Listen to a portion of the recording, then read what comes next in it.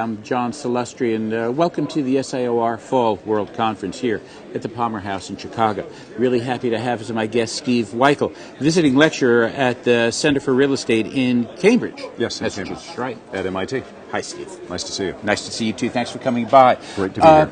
Introduce us first to the center. What's the purpose? What's the mission? The Center for Real Estate is at MIT is a research institute or a research center within the institute that focuses primarily on commercial real estate, also does some residential. It's been around for 31 years. We just celebrated 31 years. We have 1,000 alums globally in 44 different countries. And then we also have a number of industry partners that work together with the center on real estate topics and other areas of interest for the industry. In both commercial and residential, or is it all commercial? Generally commercial. Right. Interesting. One of the things that has been top of mind here in Chicago has been disruption. We just came from the keynote presentation where that was focused, was a large focus, and in terms of doing new things and doing things differently than the way we did before.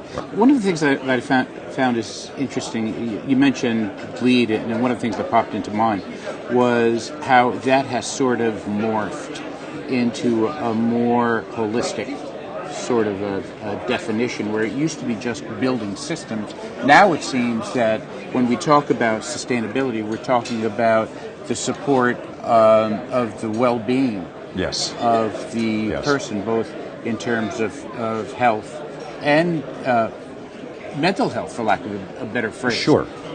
Not only energy. I think the focus probably early on was energy, but then there's the sustainability, social sustainability, and the people sustainability, and so yes, that's taking a broader view, and so some of the work that we've done has been taking a look, not necessarily at that specifically, but can you value the advantage of innovation clusters?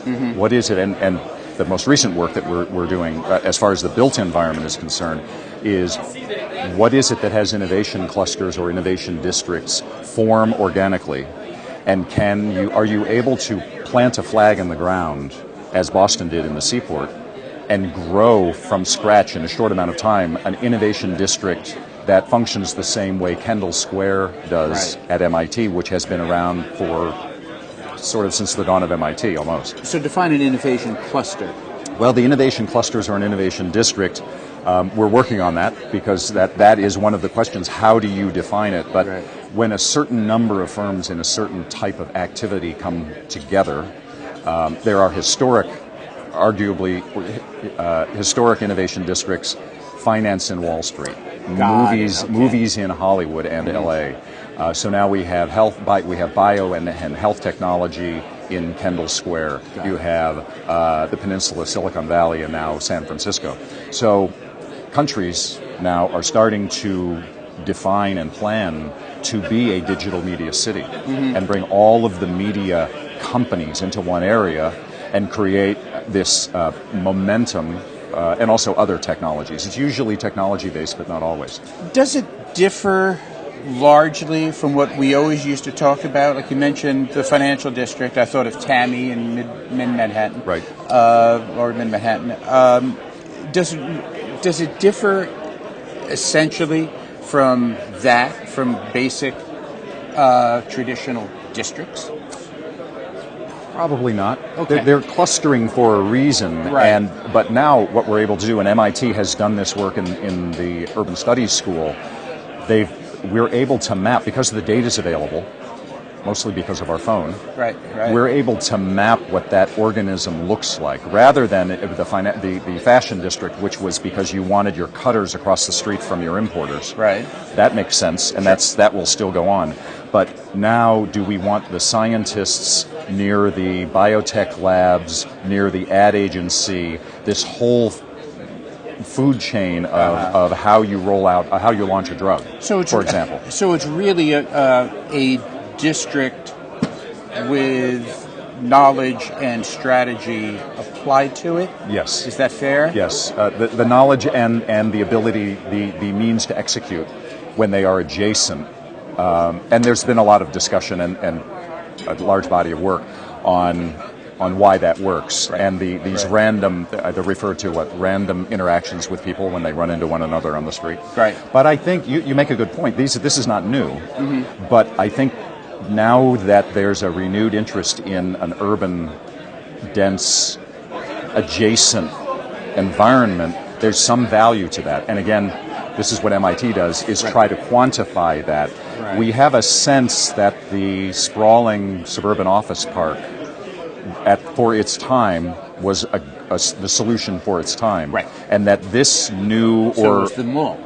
and the shopping mall, exactly. And this new attention focus seems to be more productive now. Will that last forever? I don't know. Right. So I won't ask you that question. But then what about processes? A lot of the presentation that we heard in terms of the disruption of commercial real estate was thinking about new opportunities, with the changes and we've been documenting them in the videos that we've done, with the presence of, the internet and they even mentioned it at the presentation, the Internet of Things, right. tying industrial buildings together. Right. Then a broker will come in and approach the marketing of that building the same old way. Are you guys looking at all at that?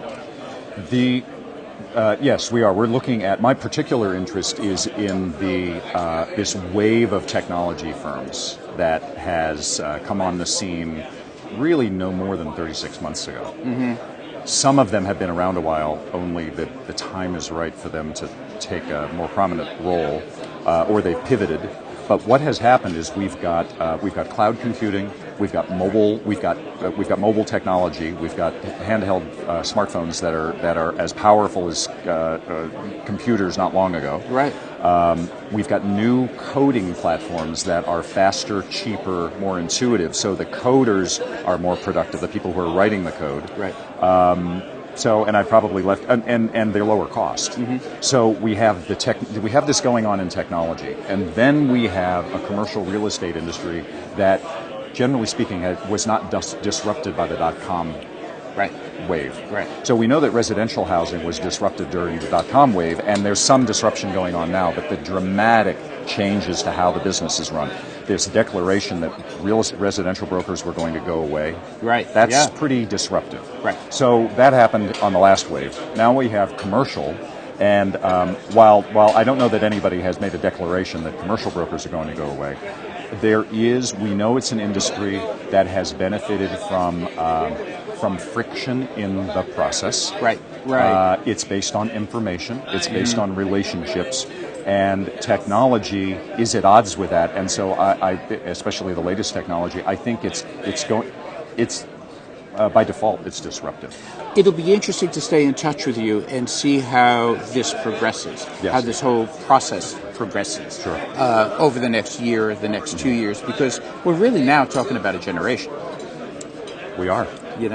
We are. Thank you. Thank you so much for your time, Steve. I really appreciate it. I was glad to be here. Thank you. It was an interesting conversation. And I want to thank you for joining us on Globe Street TV.